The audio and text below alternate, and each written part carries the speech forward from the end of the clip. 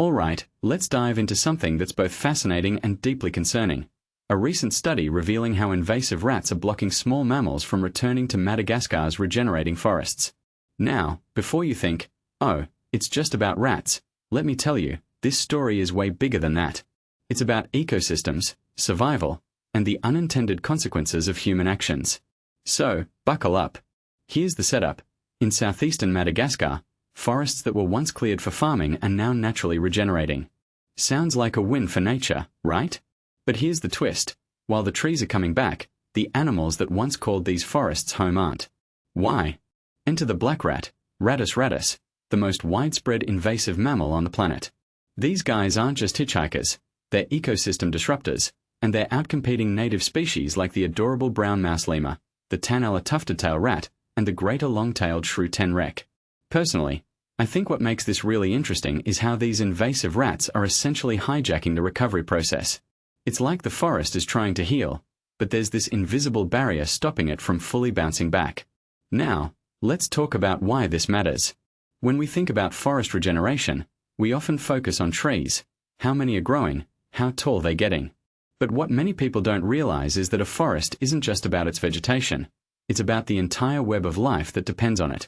Mouse lemurs, for example, play a crucial role in seed dispersal. They eat fruits and spread seeds through their droppings, helping new plants grow. If they're being pushed out by invasive rats, it's not just a loss for the lemurs, it's a loss for the forest's ability to regenerate effectively.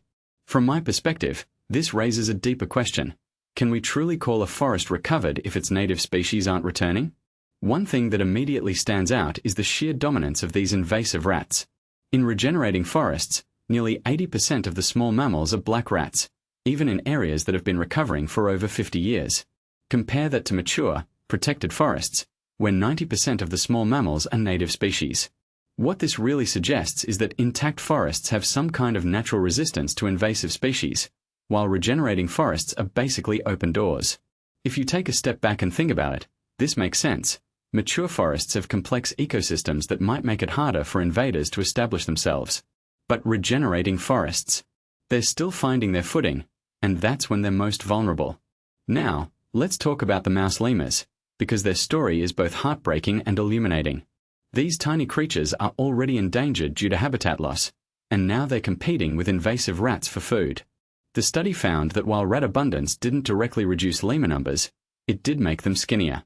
In my opinion, this is a red flag. If lemurs are losing the competition for resources, their long-term survival is at risk.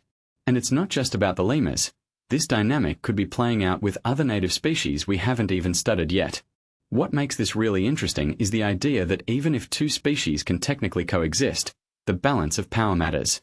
If rats outcompete native species for food, it's not true coexistence, it's survival of the invasive.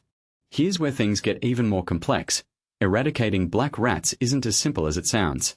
Poison pellets have worked in other island ecosystems, but they've also killed native birds. Trapping is safer, but it's not scalable for entire forests. A detail I find fascinating is the threshold the researchers identified: 3.3 black rats per 100 trap nights. Below this level, mouse lemurs might be able to coexist with rats. This gives conservationists a target, but it's just one piece of the puzzle. What this really suggests is that we need a multi-pronged approach: protect mature forests, manage rat populations in human settlements, and maybe even reintroduce native species once rat numbers are under control. If you ask me, the biggest takeaway here is that forest regeneration isn't just about planting trees. It's about restoring the entire ecosystem, and that means addressing invasive species head-on. Personally, I think this study is a wake-up call. We can't afford to ignore the invisible barriers that stop ecosystems from fully recovering. So, here's my question for you. What do you think is the most effective way to balance forest regeneration with invasive species management? Let me know in the comments. I'm genuinely curious to hear your thoughts.